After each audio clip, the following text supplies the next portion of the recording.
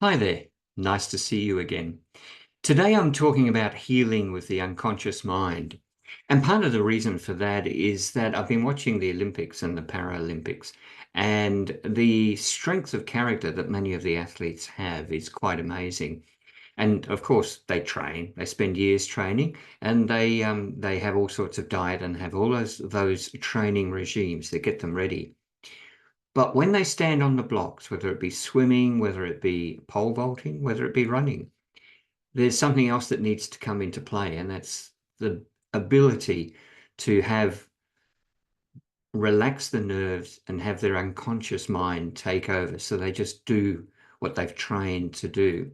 If they think about it, they'll tense and they won't run as freely. And you can see that in their running, even. They start to think, I'm getting close to the line. And the moment they start thinking, the unconscious mind drops away. So today, I want to tell you a story about healing with the unconscious mind and talk about the unconscious mind and the importance of allowing that to come through as much as your conscious mind. So, what are we talking about when we say unconscious mind? Well, as we know, there is a conscious and there is an unconscious or subconscious, as many will refer to. Sometimes it's referred to also that there is a preconscious sitting between the two, and many people argue about that. But there is certainly an unconscious and a conscious mind.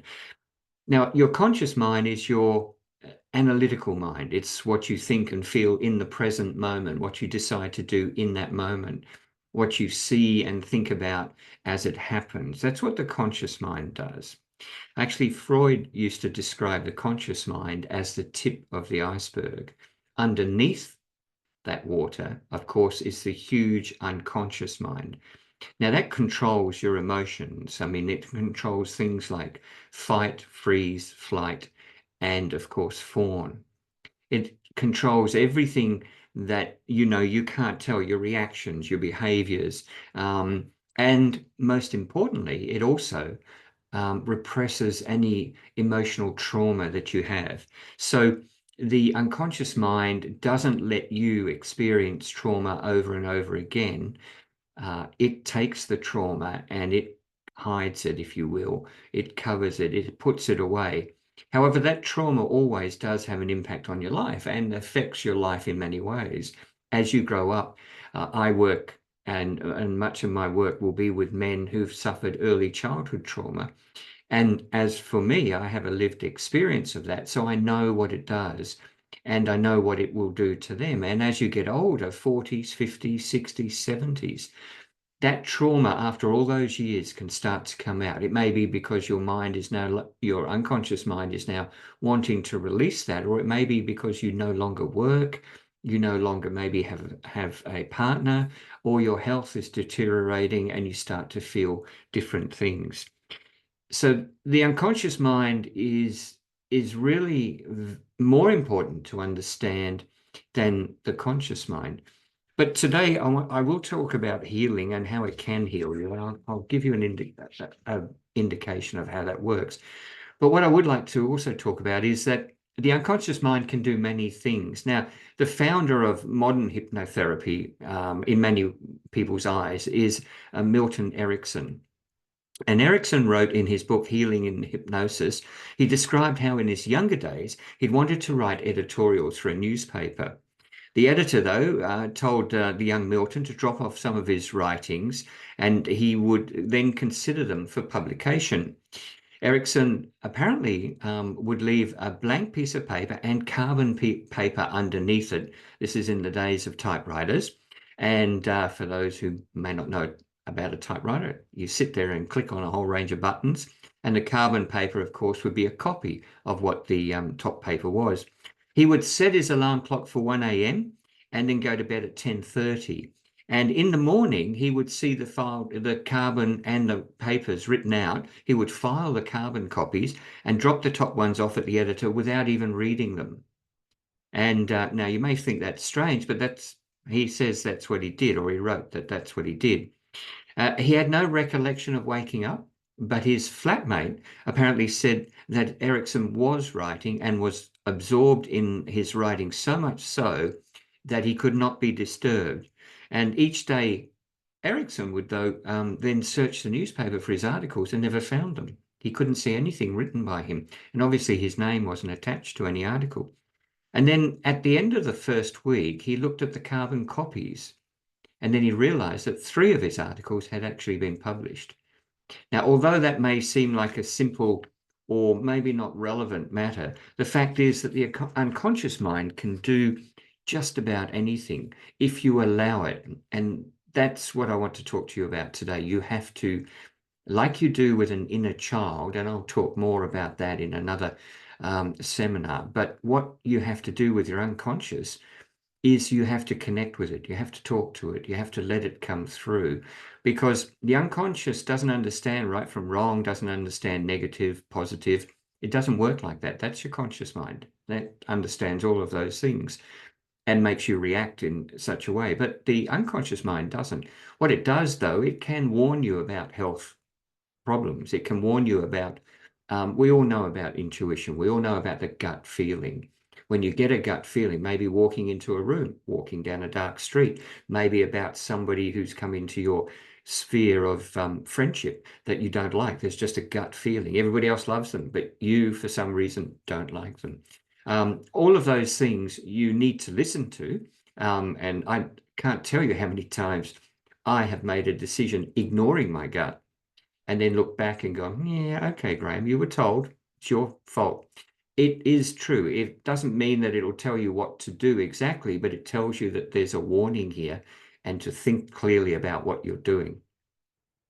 But to explain with healing with the unconscious mind, so I'll tell you my story and then we'll talk about connecting with the unconscious mind. So I've recently completed a course in a major city, and I was living 45-minute train ride from where the course was being conducted, and a 20-minute walk to the station, which was all fine. But one of the days, heading home on the train, I was sitting not facing forward or facing back. I was in one of the carriages where the seats are aligned on the side, and unfortunately for me, over the years working in radio with microphones, instead of, and nobody taught me any different, and I didn't think about it. Now it seems silly, but then I never thought about it. I would always lean into the microphone rather than sitting back and pulling the microphone towards me, which makes complete sense when you think about it, but I didn't. And for years, I sat like that in studios in different radio stations. And of course, at one point, I've damaged 2 of my lower vertebrae, so that whenever there's a sudden shock or whenever I do a sudden movement that's unusual, it instantly creates a fairly serious headache for me. Not of the sort of magnitude of a migraine, nothing like that, but it's also something that I can't get rid of. I haven't been able to get rid of for days on end. It stays, lots of tablets, being very careful how I walk and sit, but it stays. It's very difficult to get rid of. Anyway, on the train suddenly, I don't know why, it didn't hit anything, but it jerked quite violently, and the carriage I was in sort of went one way and then bounced back the other way. And that meant that I was thrown sideways, which damaged my back, or my damaged back reacted, and I got an instant headache. And quite a bad one, actually. And so leaving the train, as I was walking home, I'd been learning about the unconscious mind, and I thought it was an opportunity to try it. So what I did was I said, thank you, unconscious mind. You've let me know that I have a pain in my back. I know that I have the pain in my back, and you can let it go now. And I repeated that mantra, if you want to call it that, all the way for the 20 minutes I had to walk. I just kept connecting with my unconscious mind, saying, I know, thank you for letting me know that I have a sore back. I can feel the pain. Thank you. I know now. And I know it might sound silly, but by the time I'd reached the door, it had reduced by about 80%. It was still there. There was still a slight buzz, but it was nowhere near as it had been when I walked out of the train station. And so I didn't continue through the night doing that. I was just still careful, but I was able to manage without tablets, and went to bed because I had to again get up around 6 a.m. Went to bed relatively early. I woke up that morning, the next morning, feel it was gone and feeling really refreshed, quite honestly, feeling much better than I had for some time. And since then, I went to visit one of my daughters and I stayed in a spare bedroom. And she had a very soft bed, which is murder to me generally. When I go to motels or hotels, I always ask for a firm bed. But this one of those that really dipped in the middle. So I'm sort of sleeping on the side. Woke up with no problem, none whatsoever. Now, I'm not saying that the problem's gone and it hasn't healed my vertebrae. That's not what I'm saying. But what I am saying is that it knows now I understand that pain and it no longer needs to tell me about it. That's my belief. We'll see. Time will tell, of course, when I do something else and if it comes back, and then I will do exactly the same thing. But what I'm saying to you is if you've got something that hurts or has been hurt that's minor, like a headache or so on, if it's anything serious, of course, you must go to doctors and find out what's going on. This is just for something that is something that's been maybe occurring for you for some time. I'm not saying that it will help with a migraine, but why not try? Migraines are, I've had two friends and a brother who suffer from migraines, and I know how horrendous they can be for the people who suffer from them.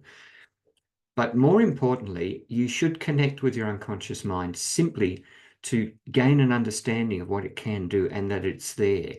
And also, of course, if you have had any trauma in your life, you will need to interact with your unconscious mind to remove that trauma with somebody else helping you. It's very important to know it's there and to work with it because it's such a vital thing to do. I want to finish today with something that's about the unconscious mind. It's not about healing, but it's about giving you an opportunity to learn to maybe use the unconscious mind in a way that can help you remember. I don't know about you, but I have a terrible, terrible time remembering people's names. I'll meet them, and then the moment they move away, I forget. My brain just doesn't retain them. So what I do now is I shake their hand and ask their name twice. And then when I stumble, I've asked my unconscious mind to bring it back and just stop thinking about it. And so that's the key. You've got to remove your conscious mind from the whole process. And it's happened a couple of times where the name has come back. It's also happened once or twice where it didn't come back. I really struggled and I couldn't. So I had to stand around and listen to wait for their name to be mentioned.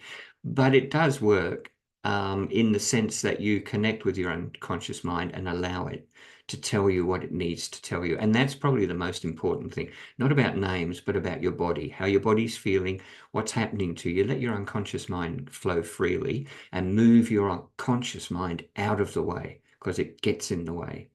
So I want you to try something. I want to demonstrate how your memory capacity and unconscious mind can work and be improved. So I'm inviting you to do the following. You don't have to, but if you can, try it. I'm going to give you a list of 12 words to remember, and then I'd like you to relate them back to yourself in the correct order, if possible. Now, close your eyes, take a deep breath. Sounds like a meditation, but it's not. So when you're ready, the first word is television. Now, the next words are book, tree, chair, jelly, cat, nurse, tablecloth, aeroplane, chocolate, spider, and candle. Now recite those words back to yourself, and I'd guarantee if you're lucky, maybe 4 will come back. Certainly in order, maybe only 3. And don't worry if you can't remember them all. Just make a note of how many are correct if you can. Once you've done that, I'm going to form a story around those words, just to see how this is how your unconscious mind will adapt and hold on to these words. And I want you to form the images in your mind as well. As I speak, look and create the pictures, because that's where the unconscious mind will work. I might exaggerate some of these, and they might be a bit comical. So you will find this easier to do with your eyes closed, so you can block out everything else. All right, close your eyes and let's try it this way and see then if you can remember. The first word I want you to think of is television. Now, it's a very large pink plastic television. So imagine this large pink plastic television sitting on a cupboard. The next word is book. And you can see that the reason the pink plastic television is so big is that it's standing on a pile of old history books. So the television is on this pile of old books. Now the third word is tree. And suddenly the book decides it wants to be a tree. And it grows so big that its thick red branches stick out of the television and reach up and up to the sky. Fourth word is a chair. Looking up to the top of the tree, you see an old brown rocking chair nestled between two red branches. So the fourth word is chair. It's up there between those branches. The next word is jelly, and the chair is made of jelly and is wobbling around in the tree's branches. Imagine that wobbling chair. The sixth word is cat. And suddenly a fat black cat with 3 legs runs up the tree and becomes so tired that it goes to sit on the jelly. But it's so fat and the jelly so wobbly that the cat comes tumbling down out of the tree. Seventh word is nurse. The nurse comes running to see if the cat is all right. When she sees that the cat only has 3 legs, she begins to cry and shed so many tears that she needs a tablecloth to dry her eyes and blow her nose. So the eighth word is tablecloth. Suddenly a gust of wind blows the tablecloth out of her hand and up in the air. Imagine now a tablecloth flying through the air. And the ninth word is aeroplane, as a jumbo jet comes soaring through the sky and gets all tangled up in this tablecloth. The 10th word is chocolate. And you suddenly notice that the aeroplane is not a real one, but a chocolate one, and looks delicious. The 11th word is spider. And a money spider dangles down from a thread in the air to the chocolate and licks it up greedily, enjoying the chocolatey taste. And the 12th word and final word is candle. And the chocolate that is left has a blue candle sticking out of it. Purple and green smoke wafts into the air. The wax from the candle drips down onto the chocolate, melting it all away.